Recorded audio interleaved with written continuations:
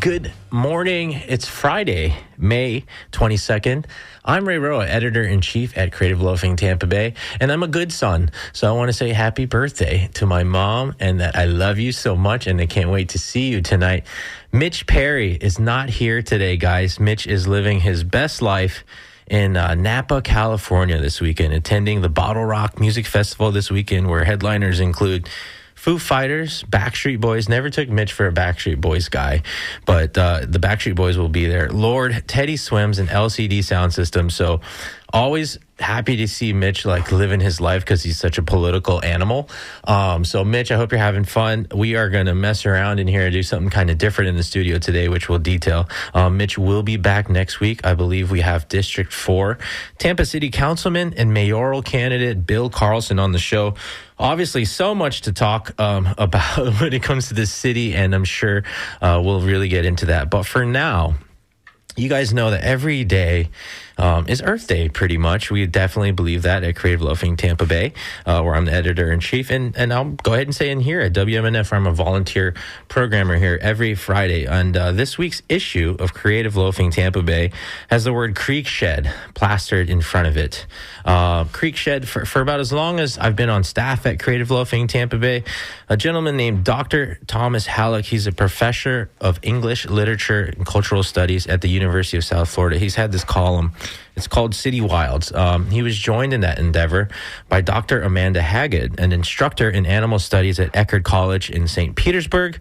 And last year, Halleck and Haggard, they launched in an official print way, the Creek Shed issue, where a collective of Florida writers were asked to explore the human and natural stories that drain into the Gulf of Mexico, or maybe the Gulf of America, if you're having some feelings about the semantics here today. And but anyway, Dr. Haggard put it best this week in her introduction. What started as Halleck's ill-advised kayak trip down an urban creek, marginalized by a toxic combination of development and neglect, has broadened into this Creek Shed platform.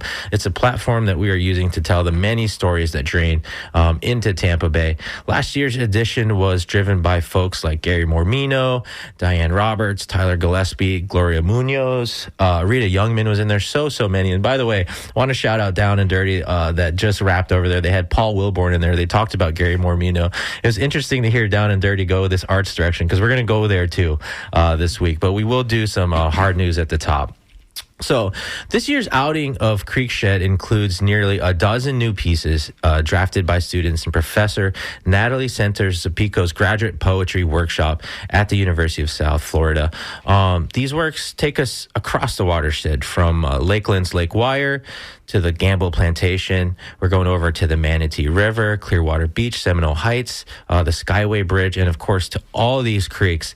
And today in studio, we're joined by three guests, and we also have one guest by Zoom. The drivers of this Creek Shed issue, Callie Blakelock is here. She is an MFA candidate who started in the program last fall.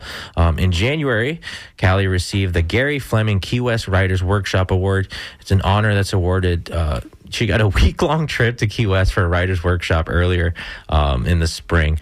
Alexander Rivera is also here, also an MFA candidate with a BA in psychology, philosophy, and did you get the English? Is the English one done? Yes. Yeah. I got the thumbs up there. Alexander already has a byline in CL in 2024, submitting a poem called Childhood Trees Are Taller for National Poetry Month. I remember being fascinated by this story, this explainer for the poem about your friendship with a tree. And my kid loves reading The Giving Tree by Shel Silverstein. So, it's just kind of cool to see that local connection there. And of course, we have Dr. Thomas Halleck in the building with us today, the bus driver in so many ways for Creek Shed, the person who made me interested in the creeks in the first place with his crazy stories of paddling through Booker Creek. And by Zoom, Creative Loafing Tampa Bay contributor, and I think the first ever full-time reporter at WSLR in Sarasota, Noah Booksty. Noah, are you there? Yeah, can you hear me? Yeah, absolutely. Guys, thank you all so much for being here. Really excited to take this hour to talk about the Creek Shed, talk about the environment, and talk about poetry. Something that readers should know is that at its core, this Creek Shed project, this one that we've been on for the last 2 years, is an ekphrastic exercise that explores the human and natural stories that drain into the Gulf. Ekphrastic is not a word that will get me in trouble with the FCC, but I've also had to figure out what it means. So first, I'm going to ask Dr. Halleck, what the heck does ekphrastic even mean, man? Hey, I thought Callie was going to take this. Oh, okay. I can let Callie take it. Oh, you want to take this one? Callie, okay. Yeah, you go for it. Okay. To me, ekphrasis in general is art inspired by art. In the world of poetry, it's poetry inspired by art. And in this case, we were looking at an archive and trying to create or generate art either based on how we're feeling inside or the environment around us, and channeling that into the archival piece we chose to make that art. That's pretty good. Dr. Halleck, what do you think? Does that live up for you? Absolutely. Oh, by the way, happy birthday, Mrs. Roa. Yeah. Very grateful to be on Earth.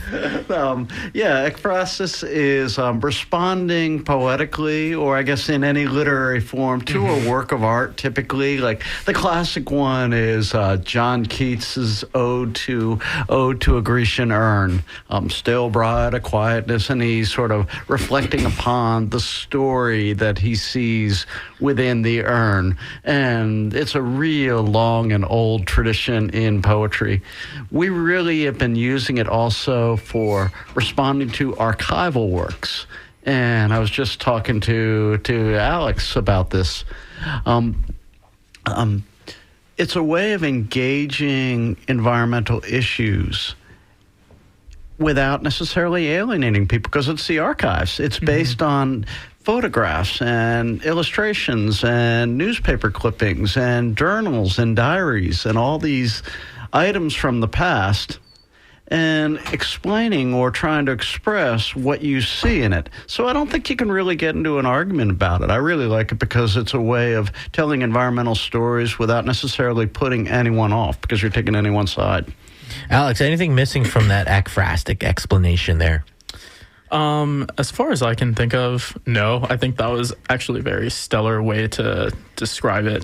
So great job, Tom. Nice job. And we're definitely going to jump into all of that stuff. But of course, I want to talk to Noah. One, I know he's taking up a studio down south there at WSLR. So thank you to that beautiful radio station for providing that space. Noah's coverage of the Gulf and how we treat it, it extends you guys have your poetry in the middle of this creative loafing issue, but Noah's got something on News One, a story about how vital creeks are to Florida's ecosystem, but also how the state has really stalled on measuring their health. Noah, welcome to WMNF, by the way. Thank you. I'm really happy to be here. I'm in Sarasota right now at WSLR News, and I just started here. I'm the first ever full-time news staffer. We have a news director, and then there's one staffer, and it's all volunteers and interns. So I'm really happy to be joining you guys at WMNF. I really love your station. That's awesome. And before we dive into your story, Noah, obviously I know you from your work at Creative Loafing Tampa Bay, but can you tell us why the environment has been such a focus of your reporting for our publication? I loved really the opportunity to provide Creative Loafing with a lot of my environmental work. And I love the environment, like we were talking about, every day is Earth Day. I really love the environment, and I love the environment in Florida. I moved here from New York, and I was just amazed, particularly by the kinds of waterways that we have here.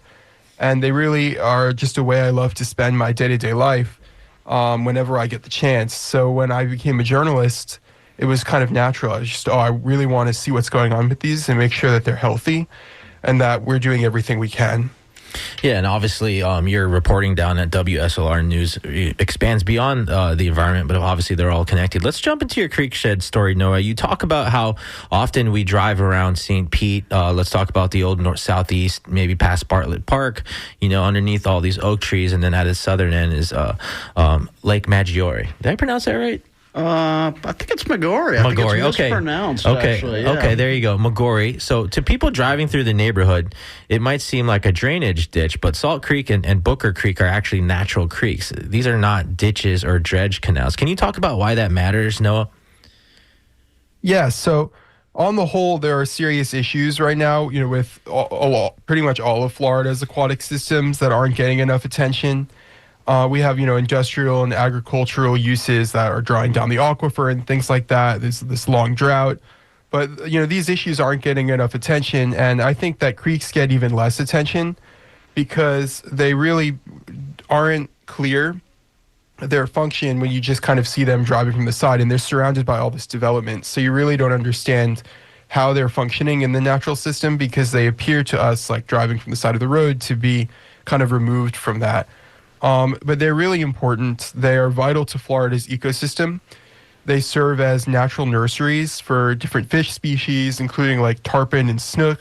They are conduits of like fresh water and help balance the salinity of the Tampa Bay. And they connect the inland and coastal ecosystems. Go ahead. Sorry, keep going. Yeah, they filter water. They really support wildlife. And the dug canals have not evolved to function that way. So creeks really have a history of functioning that way. And dug canals, when you just like drop a canal down somewhere, it really doesn't function the same way because it takes time for these things to develop. And so when you perceive them as just a ditch rather than like an essential function for the system, you really don't gear your policy towards helping them. Right on. And a great voice in your story is Maya Burke, a Tidal Creek scientist with the Tampa Bay Estuary Project. Perhaps one of the most brilliant environmental minds in the Bay Area. Definitely someone who's just a lot of fun to talk to, inspiring to talk to. She told you that while the creek shed faces this pressure from development and the changing climate, we are losing the ability to protect the water for a less visible and obvious reason. We've stalled largely on measuring the health of these creeks. Could you expand on that? Like what happens when we don't have this data on the creeks? Yeah, so Maya that was a great interview for me. It was so enlightening to speak with her. And basically, the Tampa Bay Estuary Project maintains a dashboard. You can actually see the creek's health. It's like color-coded, so different colors for different levels of like the care that might be needed. I think yellow is for caution, like red for priority. But the most common color on the dashboard, and it's kind of visually striking when you're looking at it, is this light blue, which means that there's no data at all. And without consistent data, we really can't tell whether or not a water body is impaired and whether or not preventative or remedial measures are actually working. So when data is collected, it enables people to actually approach the problem. However, with impairment, the bar for a waterway to even be considered impaired is probably too high. An ideal regulatory framework would have us doing remedial action much sooner because it's much easier to prevent impairment than it is to actually walk us back once you get to that stage. But I would say without data, you can't prove the condition of the creek, and then you can't trigger regulatory action from the state or other regulatory bodies to actually go in and start doing those efforts, because if they don't have the data, it's like kind of like sweeping the problem under the rug almost. Like, I don't see it. It's not a problem. No, something I enjoy about your reporting, and a lot of reporters like you, just super bright people, but yours always has kind of like a human element. And I was really curious about this, and I don't think we get to talk about it too much in the editing process, but something that caught my eye in your story was these canine sewage detection dogs. Did you and Maya talk about those much? Like, what the heck is that? Well, yeah, I mean, we didn't talk about them too much, but it was a really interesting detail. I wanted to include that because basically all of these creeks, they have different things flowing into them. Like a lot of the times it's just an open-ended pipe. It's just like, stuff flowing into the creek. And sometimes the stuff is runoff from like cars and like urban pollutants and stuff like that. And a lot of times it's sewage. So when they're going in and they're doing remedial efforts, they need to understand what is actually in the creek. So they have these dogs that they brought in to, I think the city brought them in to detect the sewage contamination by scent. Dogs, of course, they have much better scent than we do. And it's a really powerful way to bring in a way to understand what is in the creek and then where you're actually going to remove this from and what the problems are. And no, before we let you go, can you talk to me about, Maya's not one of these people that will kind of just talk about a problem and not have a solution or something. She's always looking forward. What is next for folks who really want to see data collection, improve on the creeks? What's the next step for them? Yeah, so like I was saying before, Florida has a real regulatory gap. There's a real data gap, and the government monitoring has pretty much plateaued. They have not prioritized it in budgets or dedicated staff to the required cleanup efforts. I think the most promising path forward is probably community science. So you have programs like Florida Lake Watch that will train you to collect water quality data, and then will connect you with like university and other institutional resources. If you live near one of those kind of like light blue creeks, where we don't have data, you could actually start a neighborhood team yourself. You can go to Florida Lake Watch and learn about how to do that. They have a website. But, the thing about volunteer data is it's really great, but unfortunately the law doesn't kind of allow itself to flag problems using volunteer collected data. So there's also a need to advocate to make sure that the state actually ups their efforts with data collection. And we'll link to all those maps and all Lake Watch and all this stuff in your story there on cltampabay.com. Noah Bookstein, Creative Loafing Tampa Bay contributor, and now WSLR News' first ever full-time news reporter. Noah, I think you need to get back, so don't feel free like you got to hang on the Zoom. But if you can and you want to hang out in there, thank you so much for being here, Noah. Oh, thanks for having me. It's been a great pleasure to be on WMNF. All right, talk to you later.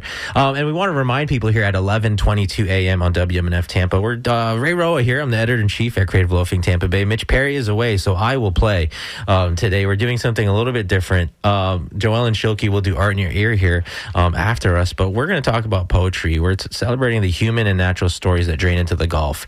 And we have poets in studio to talk about their work that appears in the new Creekshed issue of Creative Loafing Tampa Bay on stands now. And again, I need to kind of prepare my mind and clear my throat for this word, Dr. Halleck. Akphrastic. This akphrastic tradition refers to literature that responds to visual works of art. For you, Dr. Haggett and Professor Center-Sapico asked the students to dive into this vast cave of wonders that is the USF Library's special collections. And could you please tell us, Dr. Halleck, about the gem that is the USF Libraries? Oh, there's just so much there. There's so much there. At the St. Pete campus, we have the Briggs Collection, which is there's a retired marine scientist and named Briggs, and he donated all of his books going back hundreds of years, collected all sorts of things, all critters, large and small. The special collections in Tampa is an absolute gem. There's so much collected by, the word of the day, I think, seems to be Gary Mormino. Sure. The Mormino Pizzo collection has just a huge amount. We have the Audubon Society Florida collection, tons of maps, which I hope we will use in future iterations of Creekshed. The list goes on, and we probably thousands of projects. I'd really like to hear what Alex and Callie, like, it was probably almost a challenge, wasn't it? It was like drinking from a fire hose, deciding what you were going to write about. Yeah, for sure. Let's go to Callie here. Callie, your piece is called Old Sport, and what you pulled from the Hampton Dunn collection is just jaw-dropping in a way. Like when I saw it, this is Radioland. So could you describe it for our listeners and maybe talk about why you chose it for your piece, maybe how you stumbled upon it? Yes. So when we were in the special collections, there is so much to choose from, and I was listening, maybe following my sense of whimsy, kind of, to see what sparked my artistic, what sparked my attention, and then I could maybe draw out a message later from it.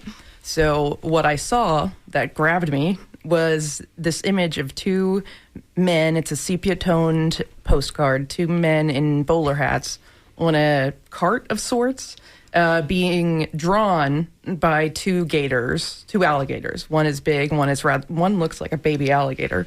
So this was a ridiculous image to me. There's like, what is going on? I couldn't believe it was real because it's such a vivid scan from the archive too. And so generally when it comes to ekphrasis, my approach would be to look at the subjects in the painting, or in this case, the postcard. Look at the subjects, look at the background in the foreground, maybe see if I could insert myself there. In this case, I couldn't really insert myself there. And so I was trying to think of what the myriad scenarios that have caused this image to exist, right? Somebody probably paid to get on a cart drawn by alligators. And to me, that seems really funny at first. And I'm like, that's crazy. Maybe I would do that. And then when you think about it, it's pretty terrible.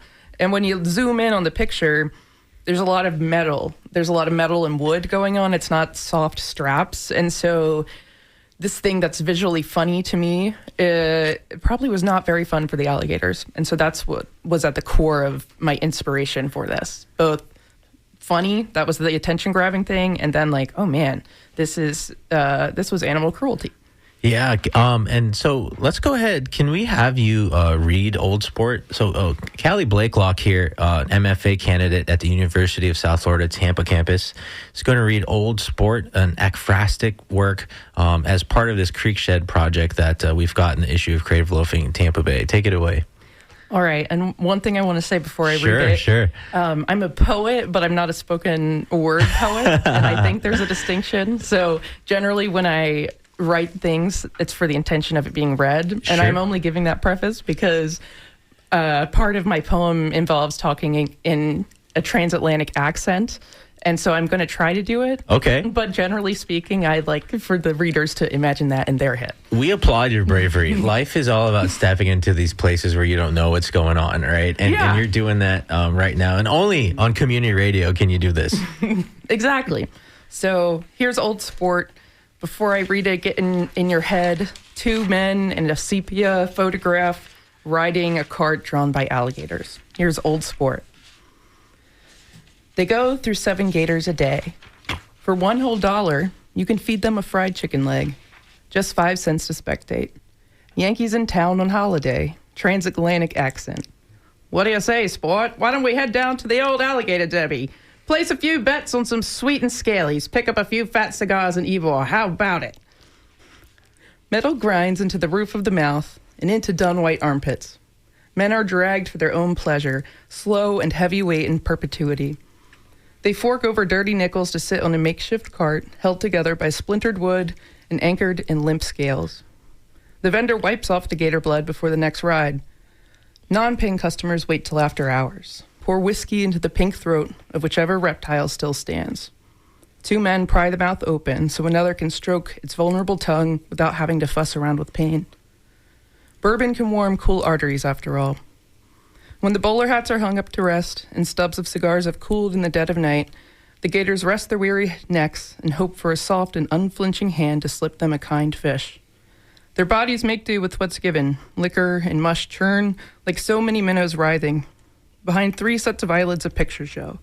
Razor teeth pierce unbattered flesh. A cart driven by crawling, naked men. Leela Wilson, our board operator, I feel like I'm so unprepared. We should have the finger snaps sound going on. That's what I feel like. You say you're not a spoken word poet, but that was pretty great. Callie Blakelock, everybody, thank you so much for doing that. Let's stay on this poem. Obviously, you're reading it so people can't see it, but the structure of these poems, if you haven't seen them before, is quite different, I think, than most standard poetry that people are reading. To a caveman, to a layman, to a lay person. How do you explain what people are going to see when they pick up this issue of Creative Loafing and the way it's structured on the page, Callie? If you were to pick up this issue, you would see a poem that is composed of tercets. So that's a stanza in poetry would be with 3 lines in it, essentially. So that's what it's composed of. There's about, 1, 2, 3, 4. There's about 10 tercets there. So, and there's no rhymes on the end of each line, but there are rhymes within. I tend to think it's kind of corny, maybe, to rhyme on the end of a line. But I do appreciate the sound of words and maybe repetition within. So you will spot, if you look at my tercets and my stanzas, you will spot some rhymes within. What is that challenge like for a writer when you have to write in this format, and how does it open up doors that maybe you couldn't open up yourself? So Ekphrasis is cool because it's not me sitting down at a blank page trying to be like, what poem am I going to write today? Like Tom was saying earlier, we have something to focus on. We have something in history to focus on. So I think it's less of a challenge in some ways because it gives you a starting place. I went through about 5 drafts of this poem when I was looking at this image and trying to draw from it. And I said earlier I thought it was kind of funny, so I was imagining some crazy scenarios at first. I wrote a poem where the alligators were happy to be pulling it, or maybe where the men were actually pulling them in a weird way. And then I decided to take the more ecological turn. Also inspired. I'm not from Florida, but I'm from Maryland. But I've loved watersheds wherever I go. But I also see people taking advantage of watersheds a lot. So I was also inspired by some just terrible things I've seen people do to animals in watersheds. And I wanted to focus on that. Yeah, of course, Maryland, deep connection with the water. I mean, if we just talk about a kitchen table, and the food that ends up on your table there. And I know you lived there from, you were teaching public school and you moved to Tampa in 2025, correct? Yes. Yeah, and one thing I really like about this, and I would anticipate Alex's poem too, is it seems like the exercise of ekphrasis, of working with the image, allows you to go to some painful places and really talk about some things in our past that are otherwise kind of untouchable. Yeah, and if you're just joining us right now, by the way, the voice you just heard was Dr. Thomas Halleck, professor of English and Cultural Studies at the University of South Florida. Callie Blakelock just read her poem, Old Sport here. We're talking about Creekshed. We're talking about ekphrasis. I think I can say it by heart now without looking at my cheat sheet. And we're talking about poetry here as we celebrate human and natural stories that drain into the Gulf here. And we still got half an hour, so we're going to kind of spread out here, and I want to bring in Alex here. And since we just did a little bit of talking, Alex, welcome to WMNF, by the way. Thank you for being here. Glad to be here. Alex, your poem, Seashells Planted in the Center of a Black Field. I read this one really early in the editing process. It might have been an alphabetical order situation. I don't know how it happened, but it really just knocked me down. You also pulled from the Hampton Dunn collection at the library. Could you describe to our listeners what you pulled out and why you pulled it out? Yeah. So similar to what Callie described, it was very overwhelming at first to dive into the archives, the special collections. At first, I didn't even come across the thing that I wrote about. I was more interested in writing about sort of like penitentiaries and thinking about their construction and how that impacted sort of like the environment around here. But then I was looking through some documents, some like a government document that was talking about the sale of live oaks from this place called the Gamble Mansion, is how it was described in the piece, and to a place in Ybor. And as I kind of like looked through it some more, it mentioned that it was actually a plantation, and then that sort of grabbed my attention. And I did some more digging afterwards, after our visit to the special collections, to find some more information on this Gamble plantation, because I'd never heard of it before. I didn't even know that there was a plantation like in Ellington, Florida, which is only like 40 minutes from here. And so I dove into just a bunch of like pictures. I read a dissertation from a previous doctoral candidate, I believe in the anthropology department, who talked about sort of the plantation and sort of like its practices and the history of it and how it has sort of been erased in a sense. For those who don't know, this is actually a state park that's in Ellington, Florida, that was sort of put together, or like funds were raised to preserve it through the Daughters of the Confederacy. And I found that so fascinating that people want to preserve this sort of like history, but then not talk about sort of like slavery and all of this other stuff. Funny enough, I actually went to this place after my initial research because I was having so much trouble trying to figure out what to write about. at first I was thinking more of the environmental angle and stuff like that, because I had read that they use like hundreds of thousands of gallons of water to like keep up sort of the maintenance of the plantation while it was functioning. But I was still just like having trouble exactly like putting myself there.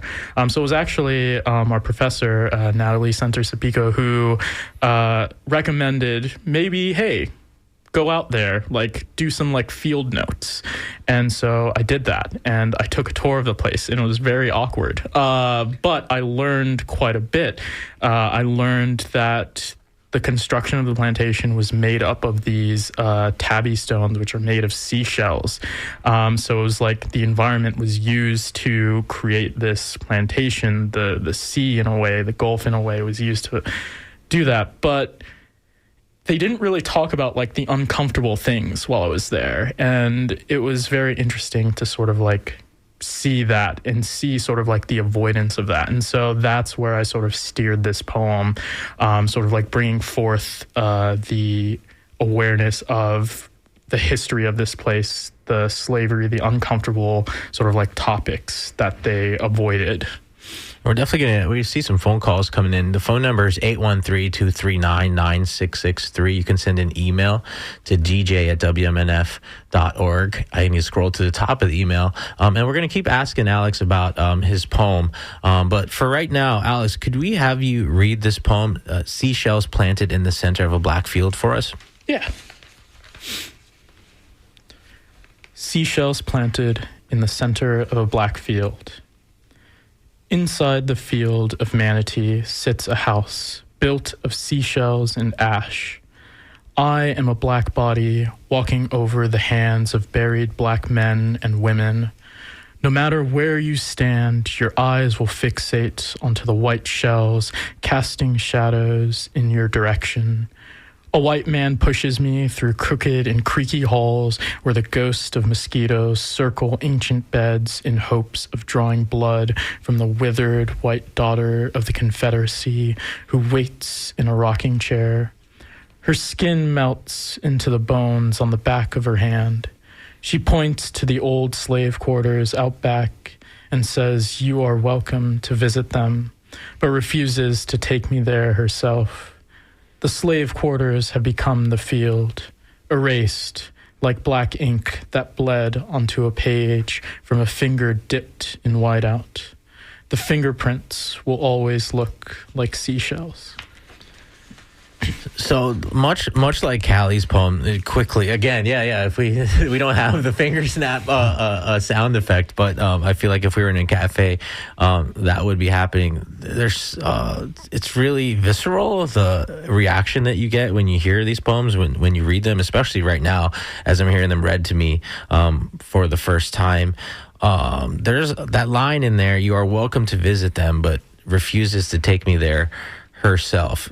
Was that something real that you experienced during the tour of the Gamble Plantation, and what was that like for you? I mean, I'll just go ahead and say it. Alex, like myself, enjoys a level of melanation. Yes. Yes, forgot to mention that. It was after sort of like walking through this mansion at the end of the tour, just as a kind of aside, the tour guide was just kind of like, you're welcome to walk around like the grounds some more. You can go out back where the slave quarters used to be. Right now, there's only like a sign there showing that that's the spot where it was. So it was just kind of like an offhanded like comment with that. If you ever decide to go to this place for whatever reason, you will find that they're very interested in talking about the construction of the mansion and sort of like the just what it's made of, and sort of like talking about sort of the history of this like Confederate soldier who like fled there. But yeah, the slavery and all of that is just kind of not talked about as much. Yeah, the photo that you pulled from the archive is a black and white photo. It's old. It's a classic Southern plantation. I assume that these days is very well kept up, probably cleaned pretty well. Is that true? It's somewhat like it does it's seen better days, perhaps. Okay. It is very run down inside, but the outside still looks fairly nice, fairly pristine, which I just found it so interesting, the upkeep of that. Yet the slave quarters were completely torn down. So that to me just kind of like signals a sort of like hiding or burying of history yet again. And Alex talked about if you should decide to visit these places, the Creek Shed spread in the new issue of Creative Loafing Tampa Bay actually takes up 12 pages of our 56-page book this week. And right in the middle there is a map. Last year we launched this thing in print in the biggest way, and we're able to build on top of that. Our big shout out to our designer, Joe Frontel, who has continued to kind of help us upkeep this map, keep the cover kind of refreshed. But there's GPS coordinates that a lot of you guys provided. I know, Callie, we put yours kind of at the Florida State Fairgrounds because we imagine that's where these guys would be riding these gators. Although it's crazy, right? I'm getting off a tangent, but at other fairs we ride animals still. Yeah, that's why I too. chose that location. It wasn't tied to a direct location, but the fairgrounds, that it gave the same vibe. So and I don't know if I remember seeing any animal rides at the Florida State Fair, but there've been other festivals that I've gone to in different parts of the Bay Area where there's definitely animals available to ride, not gators. But Alex, I wanted to go back to you and Gamble. You mentioned like being kind of stuck. What was it? I enjoyed that drive a lot, going that way. I don't know what way you took, but what was that drive like for you? The drive to the plantation? Correct, from here. And where were you driving from? From Seminole Heights. Okay. Yeah, so I believe I just took like 75 down that way. And I mean, the drive there was sort of like I was filled with a little bit of anxiety at the same time because I wasn't sure exactly what I was going to sort of see there when I got there. And it was just sort of like ideas churning through my head of like maybe the people that I would see there, the things I would see that might make me uncomfortable, and just sort of reconciling with that and just sort of like working myself up to actually like walk the grounds and tour it. So it was a very long drive, I would say. But yeah, I guess that's... By the way, if you're just joining us, that voice belongs to Alex Rivera. He's a poet. He's an MFA candidate at the University of South Florida. He's here along with Callie Blakelock, also an MFA candidate at the University of South Florida, and Dr. Thomas Halleck, a professor of English at the University of South Florida. Alex and Callie are in the class of Dr. Natalie. Help me. Center Sapico. There we go. Yeah. And so they're not learning directly underneath Professor Halleck. But we're talking about poems. We're talking about the human stories that drain into the Gulf as part of the Creek Shed issue that we've published at Creative Loafing. It's on stands right now. Dr. Halleck, I want to go with you here. What's your reaction when you read a poem like Alex's there? First off, gratitude, because I mean, when you were talking about the drive and being able to put yourself in that uncomfortable space and then come out with a poem that you share with the rest of us, thank you. Really, that last line really gets me. The seashells look like fingerprints. I hope I'm getting it right. Yeah. First of all, that's just, the writer in me is like, oh, darn it, man, that's a really great image. How come I don't have an image that good? So I mean that as a compliment, yes. But also what I really appreciate about both Callie and Alex's poem is the ability to start with an image and take us into spaces that are kind of difficult, hard to negotiate, into areas where we may not be inclined to go at first. Yeah, in terms of your assignments for this program, where does this rank in terms of just general weirdness? I don't know if that's a word, or like where does it fit in the grand scheme of the MFA curriculum? I wouldn't say it's totally strange. Concurrently, I was in another class working with third-year MFAs in fine arts to do an ekphrastic piece with their works of art. And so that felt in some ways similar to this because we were doing ekphrasis.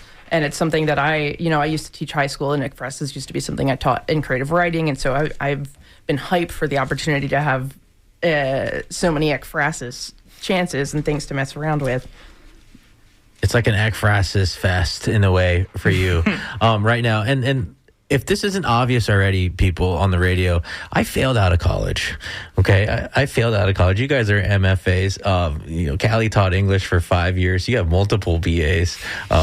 Alex, sometimes I look at these poems and I'm like, whoa, this is somebody's assignment and grade. How do you know when this poem is done, and how do you know when it's good enough to get you along in this class? Because at the end of the day, it is coursework and you have to complete the assignment. I know that when you get to MFA, it's a little bit different.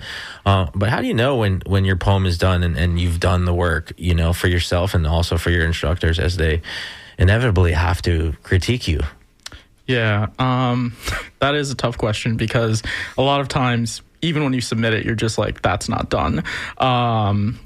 In this case, I knew it was kind of like good to submit after getting feedback from a lot of people. Callie actually read an earlier draft of this poem beforehand too.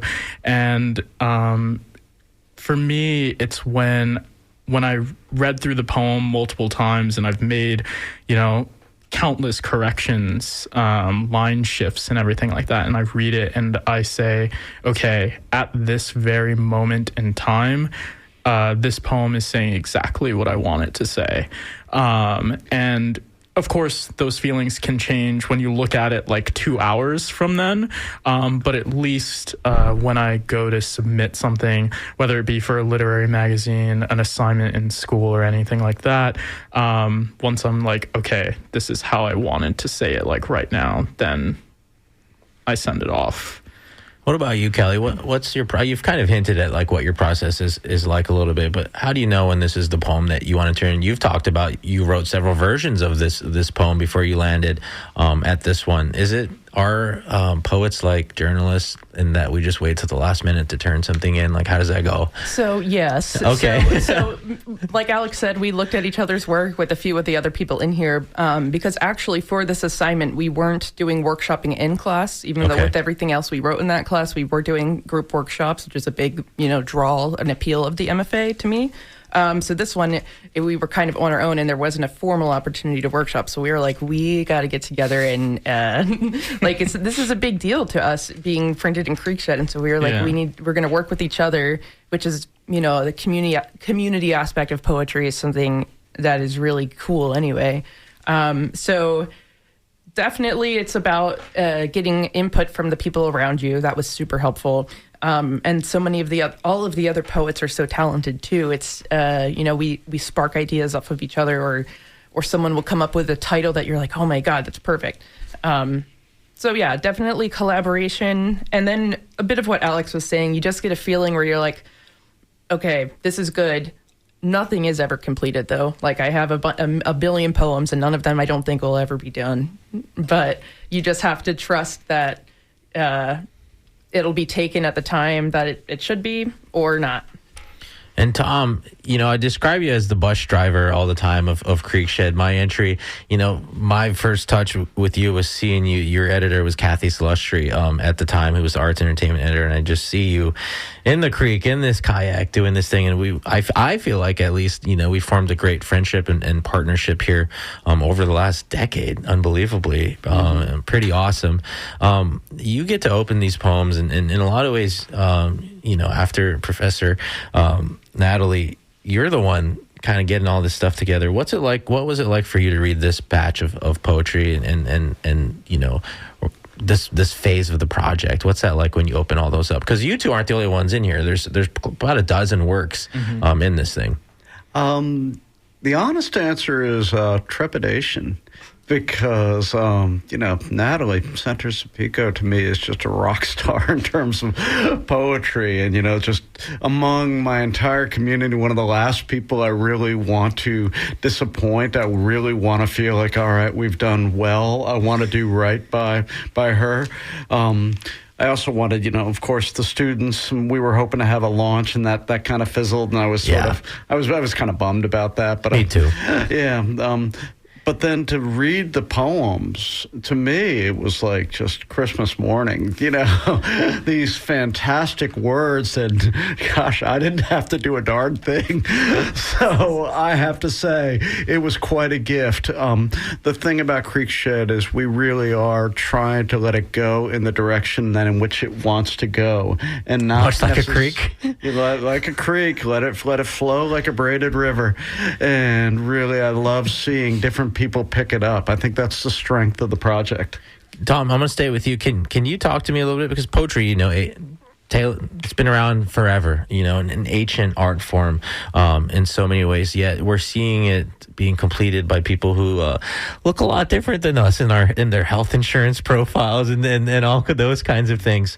What's it like to see another generation of people pick up this tradition and also interact with these waterways, which are just a huge part of your life? I mean, yesterday you were in Central Florida. There's a Reedy Creek. Reedy Creek, yeah. Yeah. I mean, you just do that, right? Like, that's your thing. So what's it like to see a new generation of artists, I will say, interact with these waterways that you care about so much from a biological standpoint and stuff like that? You can ban the music, but you can't stop the song. And I think there's always going to be poets. I think there's always going to be writers. But I think it's so important that we continue to support the arts and support writing and support poetry. It's so important to education, to rounding out our general life, to improving our quality of life. Poetry should be part of the ecosystem of our culture and society. And it always kind of boggles my mind when people are dismissive of it. As a literature professor and seeing my own profession being phased out, sometimes I feel like a dinosaur after the meteor. You know, like, what's going to happen to a literature professor? I'm 61 years old. I'm going to retire in the next few years. Is my position as professor of literature going to be replaced by a full-time research professor at USF? I'm not sure. And that's kind of a difficult thing. But then, again, I come back to, you can't stop the song.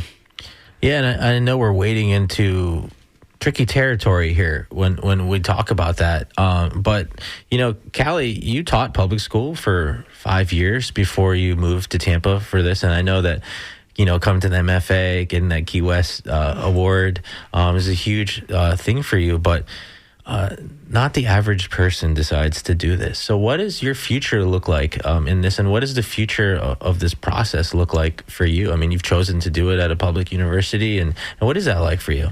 Yeah, so I think teaching is going to stay at the core of whatever I'm doing for forever on out. I just wanted to hone in on, you know, something that is a dream of mine.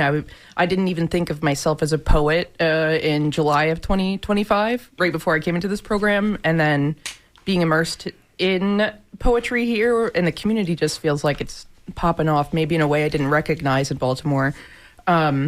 So for me, I want to fine-tune my poetry skills and maybe pursue becoming a professor of creative writing afterwards, or just having more freedom when I'm done to teach in a school, maybe a private school or a funky school where I could be a creative writing teacher and have more control over what I teach. That's the appeal of being a professor to me. And one of the reasons I did leave the English classroom is because of sanctions on what I can and cannot teach. So you came to Florida, and we'll leave it at that. Yes. Alex, I want to ask you, what about you? What's next? You know, when I read about you and your path, it seems like you like to get degrees, man. What is next for you in terms of your work and your art?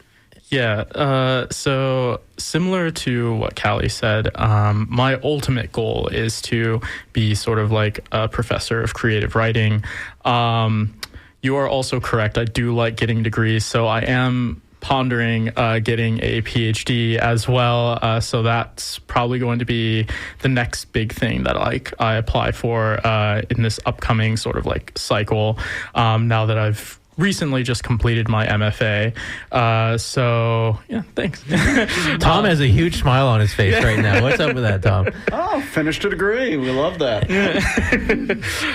So yeah, right now I'm just taking a moment to rest a little bit, sort of like collect myself, and then I'll be applying to different PhD and fellowship programs for the next academic year.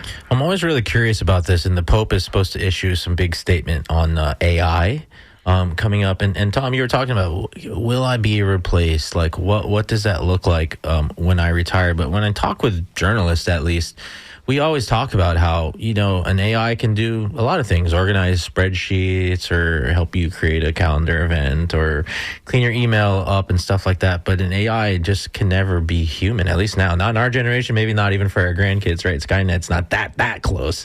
But you can't teach curiosity and stuff like that. Have you seen AI infiltrate your space at all much? In some ways it has. In a lot of ways it has. Especially when it comes to teaching sort of like first year composition type of classes. A lot of students sort of like veer more towards AI, and I think our program too has taken a stance more of like, okay, how can we work with this? When it comes to creative writing, there are certain ways that it has invaded. I think recently there was some sort of story that came out about a magazine accepting sort of like a short story or something that was like constructed by AI. It's like an ongoing sort of like investigation type deal. But there is that worry, especially if you look at like things that are being self-published and everything like that, of AI just like producing massive amounts of like books and people using it to write poems and stuff like that.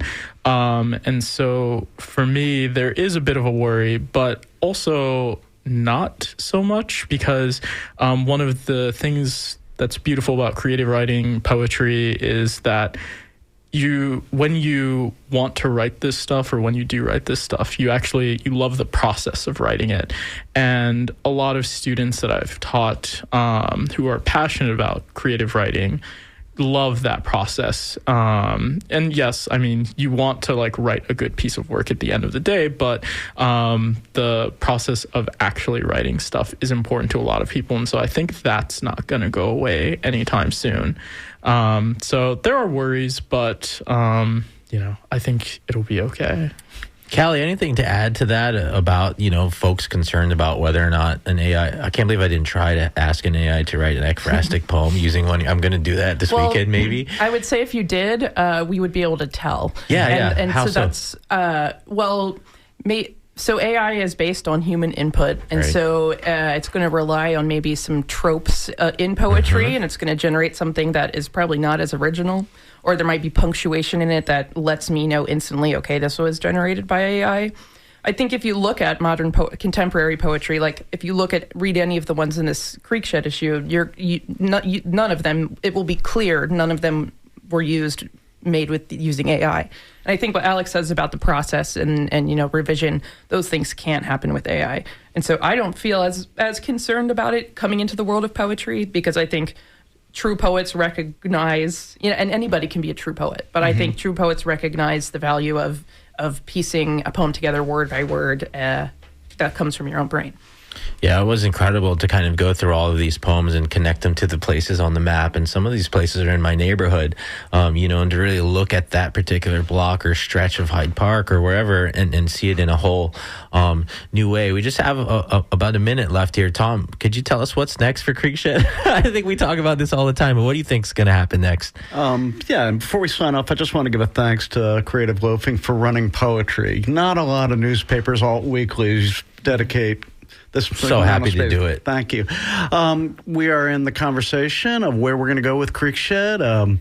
We probably will have another student iteration, another Creekshed 3.0. I'm teaching nature writing in spring 2028, and I think I'm going to try and get some of the alums to see if they can work with some of our students. And then the following fall, in fall 2028, we are hoping to do something on maps, possibly with no promises with the Tampa Bay Museum of History. We got to get Rodney Center. Kite-Powell on this, exactly. And USF's collection of maps. It is the 500th anniversary of Cabeza de Vaca's landing, invasion, Narvaez in Tampa Bay, and so we will be recognizing that. All right. Dr. Thomas Halleck, professor of English at the University of South Florida. Alex Rivera and Callie Blakelock, MFA candidates at the University of South Florida. Callie, Alex, part of a fantastic Creekshed spread in Creative Loafing, Tampa Bay. Thomas Halleck, the driver. Of course, we had Noah Bookstein, WSLR News' first ever full-time reporter, talking about creeks as well. Thank you so much to all of our guests today. My name is Ray Roa here on WMNF Tampa. Mitch Perry will be back next week. On behalf of myself, Anthony Madur on the phones, and Leela Wilson on the board for us today, we want to thank you for supporting our community radio station. I think I saw Catherine Pill walking around in the lobby. She's going to be on Joel and Schilke's show, Art in Your Ear, which is coming up right after this NPR News. We're like an art radio station now. Is that what we are? WMNF Tampa.